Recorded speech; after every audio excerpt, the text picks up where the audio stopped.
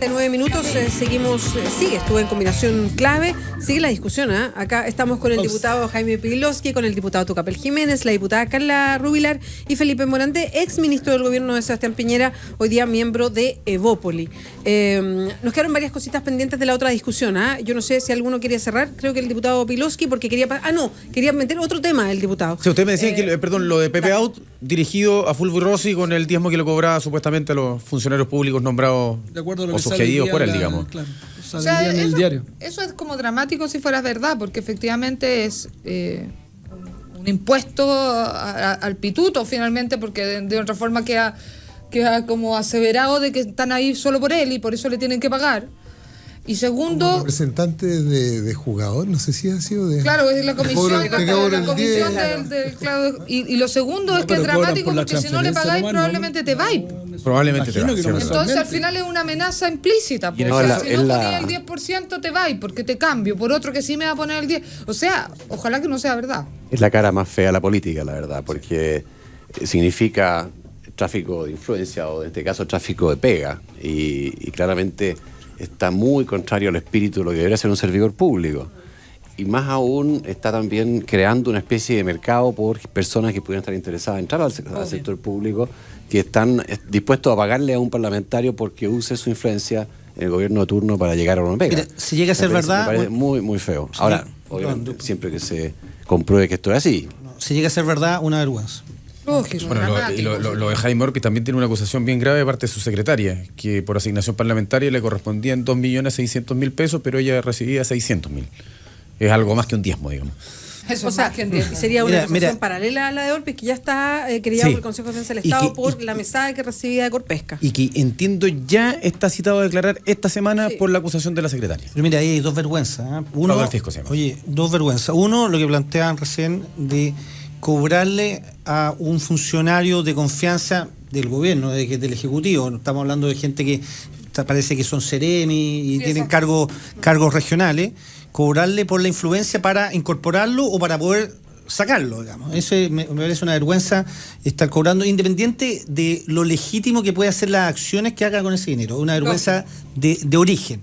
Y lo segundo, que es bien preocupante, por lo menos lo que a mí respecta, es el tema de los pagos que hacían las empresas a senadores en ejercicio o diputados en ejercicio. Yo creo que eso revela una...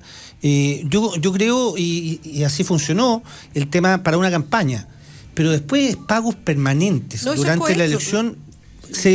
Hay una influencia entre el pago y el voto que yo desarrollo, por lo tanto ahí claramente, independiente de como lo señalen los tribunales después, hay una influencia indebida que, tal como dice Beatriz, es cohecho, o sea, absolutamente pago de una vez, sino que después llegar a un acuerdo, sueldo. Un acuerdo un sueldo mensual. ¿Cuál es la extensión de la sanción de pérdida del cargo para los senadores? ¿Es solamente por vulnerar la ley electoral o es por faltas graves al principio de probidad que establece la Ley Orgánica Constitucional del Congreso? O sea, solamente por el caso de la ley electoral, no está para eso otro. Que era lo que yo iba a decir, no alcancé a hablar en la sala. Todavía el principio de probidad no tiene sanción asociada. Existen las inhabilidades. Cuando uno tiene un fraude al fisco, cuando hay cohecho, existen las inhabilidades que pueden ser permanentes o temporales, pero lamentablemente son solo al cargo. Entonces ahí nos pasa de que te puede pasar de que quede inhabilitado para un cargo y después postular a otro. Ahora, este proyecto en particular no tiene al presidente o la presidenta en el tema de la cesación del cargo, una cosa bastante especial también, porque le da un estatus.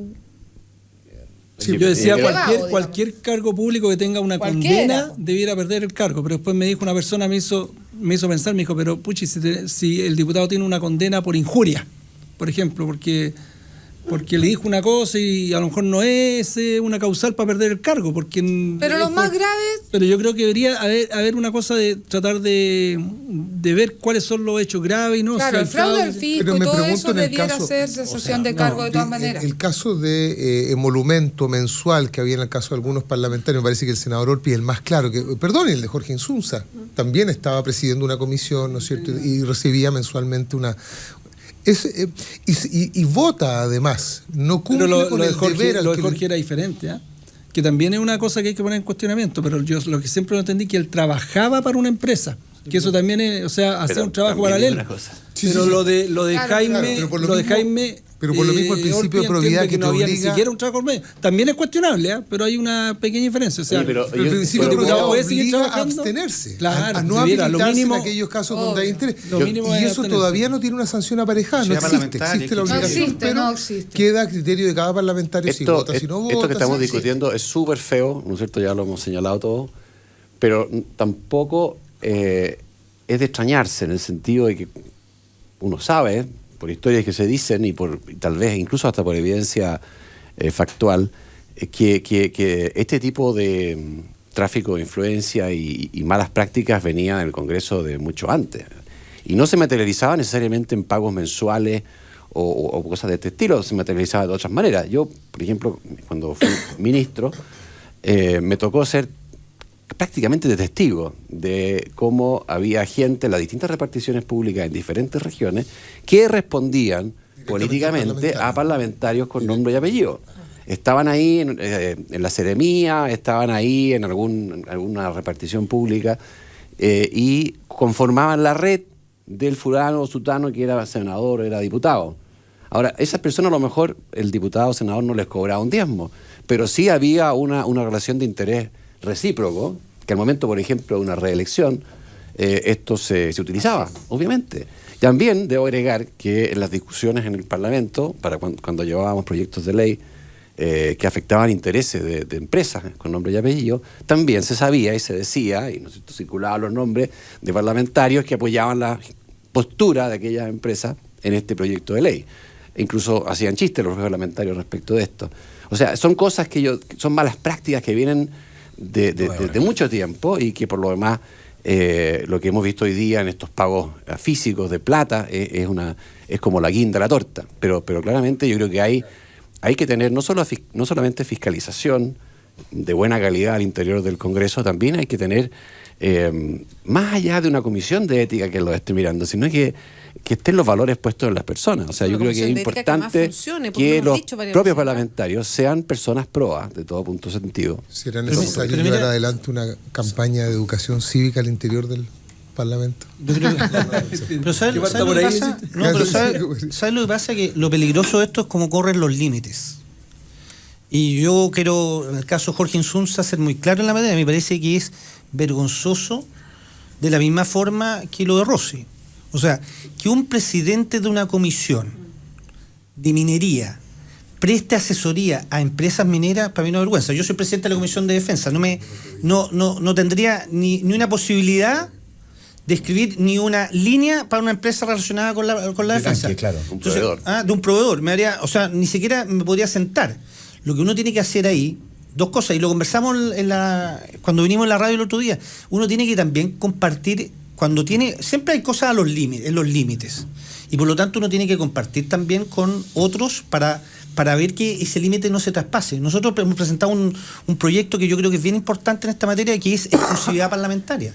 Y yo en el Consejo de Defensa del Estado también he presentado un proyecto de ley que dice relación con la exclusividad de los consejeros del Consejo de Defensa del Estado. ¿Por qué? Porque defienden los intereses fiscales. Más de 1.000 millones en demanda tiene el fisco. Y ocurre que esos abogados, que son miembros del directorio, que ganan 7 millones de pesos aproximadamente, pueden seguir trabajando y ejerciendo su profesión.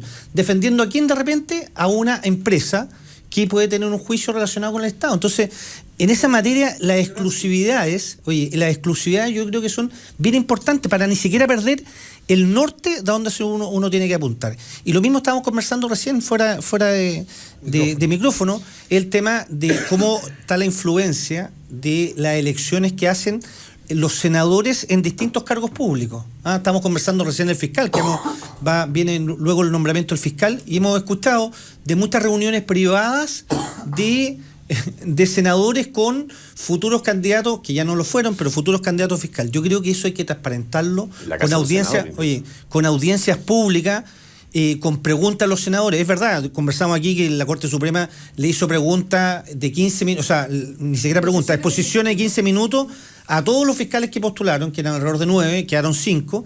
Yo creo que esto debería hacerse en el Senado, no en la Comisión de Constitución, Legislación y Justicia, durante un periodo, que presenten los fiscales o el fiscal en este caso, qué es lo que va a hacer, televisado, que se puedan hacer preguntas, que decantemos el tema y después se elija a la persona más competente para el cargo. Yo creo que eso hay que hacerlo y transparentarlo absolutamente. En la casa de ese senador se hacen buenas comidas, se entregan regalos a los presidentes de la Corte. Así es. Bien, ¿eh? Sí. ¿Qué senador? Perdón, yo ahí estoy fuera. Girardi. Ah, ya. No, a mí lo más complejo, solamente quisiera acotar, a mí yo le tengo harto cariño a Fulvio y claro, lo está pasando mal, tiene su cáncer y sus cosas, pero a mí me llamó la atención de que él pudiera ir a votar y no pudiera ir a declarar a la fiscalía. Sí. Eso, algo no calza ahí. No, y ojalá, porque de repente uno siempre tiene la esperanza de que esto sea falso, porque de ser cierto es una vergüenza de principio. Sí, ojalá que sea falso. Eso. Claro.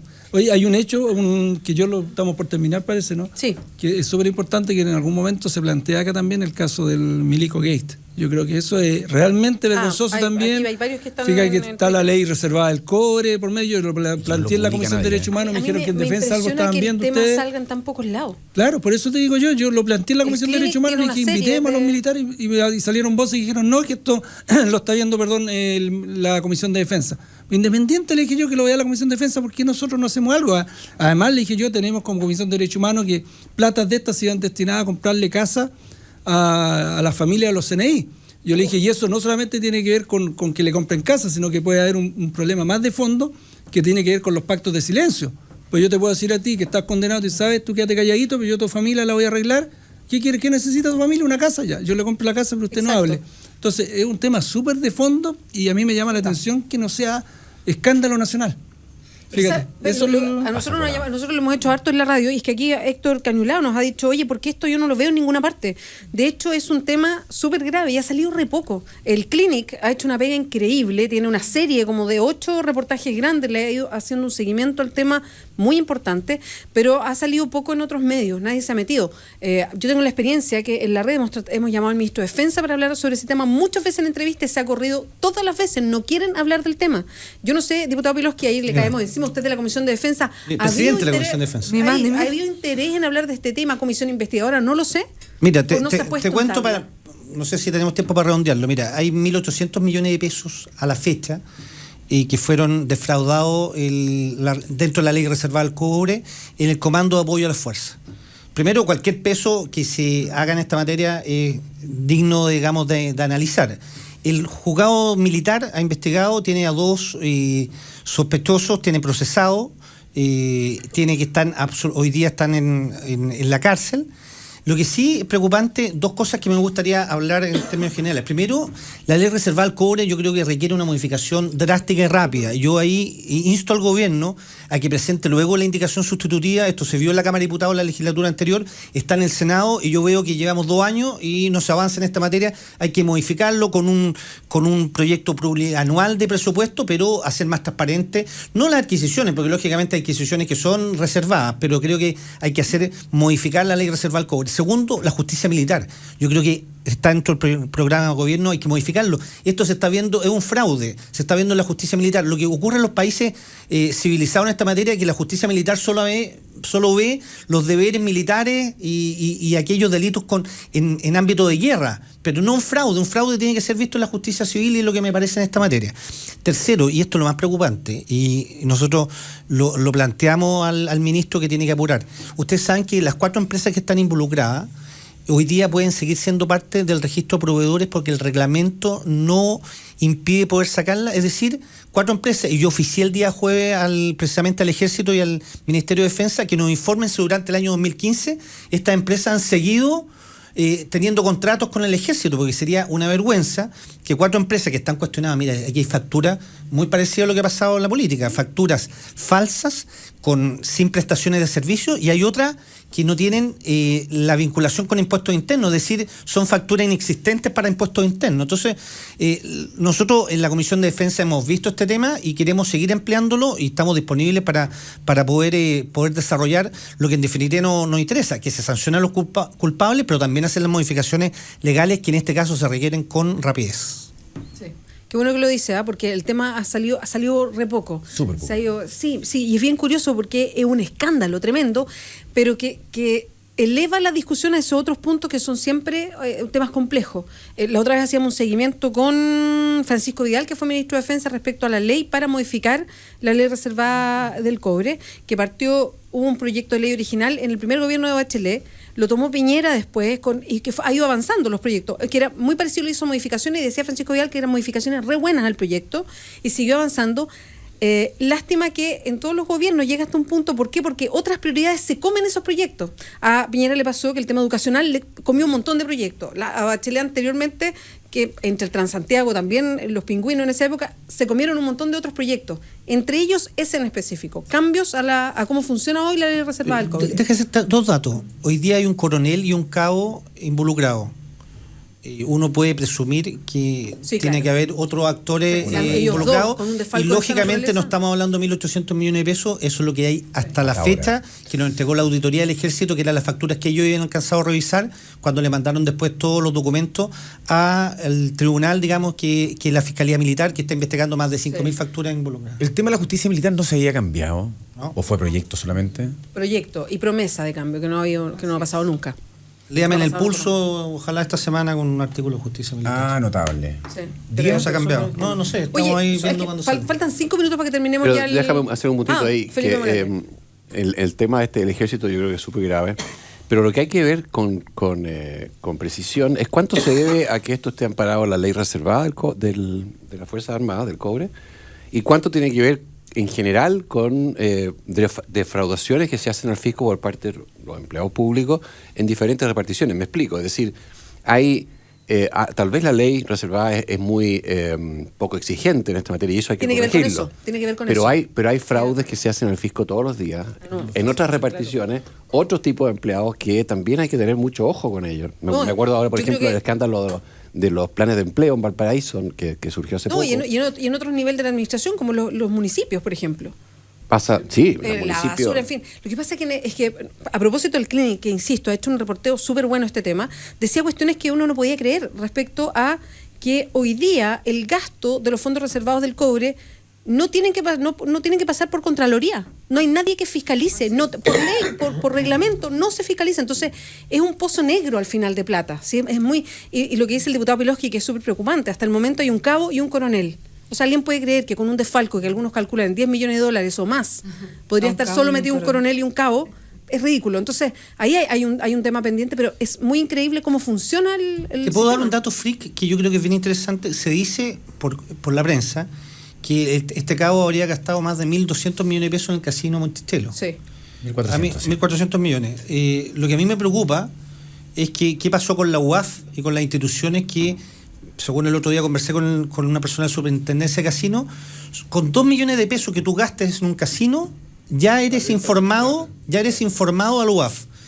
Un cabo que se gasta 1.400 millones de pesos y no es informado, yo no lo sé, no lo sabemos, pero no es informado y no se levanta la alarma, también es preocupante y creo que hay que analizarlo. Eso es ridículo. Suena a lavado de dinero, pero por todos lados. Por todos lados. Ahora, sí, claro. ¿Pudo haber sido informado a la UAF y a través de la UAF se conoció el caso? No sé, no hay antecedentes sobre Perdón, ¿puedo preguntar qué es la UAF? La unidad de análisis financiero que ve todo lo que es el lavado de dinero, sí. todo lo que dice en relación con el lavado de dinero. Entonces, si tú vas al casino, Beatriz, con el sueldo de Radio La Clave y gastas 2 millones de pesos, claro, eres informado. Por suerte no dijimos las asignaciones parlamentarias, decir que sería feo. Pero gastas 2 millones de pesos, tiene que informarse para efectos de que investiguen ¿de dónde salen los recursos? Porque tú podrías gastar 2 millones de pesos, yo encontraba que podía ser bajo. Claro, pero si tú gastas en un mes, en 30 días, 2 millones de pesos, tienes 60 millones de pesos que podría ser parte del lavado de dinero. Y por eso es importante informarlo.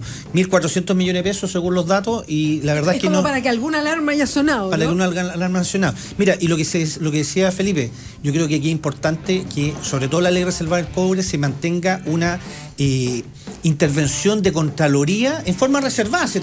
Contraloría también puede actuar reservadamente. Por temas de defensa, de secretos de defensa, es que pasa todo esto bastante colado en otras instancias. Tiene que ver con eso. Pero no solamente por la ley reservada del cobre, pasa en general con todo lo que tiene que ver con adquisición de armamento y en defensa, sí.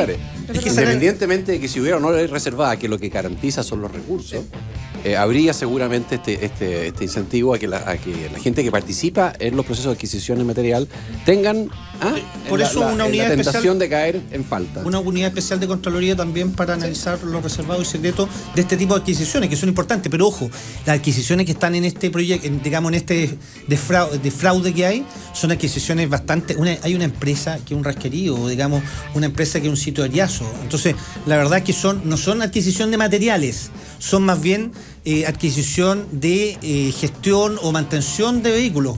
Porque cuando hay un tanque, la gente sabe que llegó el tanque. Aquí lo que son es que mantenciones que no se hicieron y que se cobraban. O sea, perdón, uno de los artículos de Clinic, ¿te acuerdas? Lo leíamos. Se gastó la plata, se supone que la investigación de lo que va hasta el momento, mujeres, caballos, casino y fiestas. Los caballos no entienden. Se hacía una proyección de $10 millones, pero... No hablamos de la Constitución, para la próxima. Perdón, jefe, no le escucho nada, es que me están hablando en interno. Les proponemos algo. ¿Podemos irnos a la pausa y se queden 10 minutos más? Sí, ¿Alcanzan? Sí, Para hablar del tema de la hablar de caballos, fiestas, mujeres. Claro. Yo lo de los caballos lo entiendo. 11 de la mañana. Estás en Combinación Clave, ya volvemos.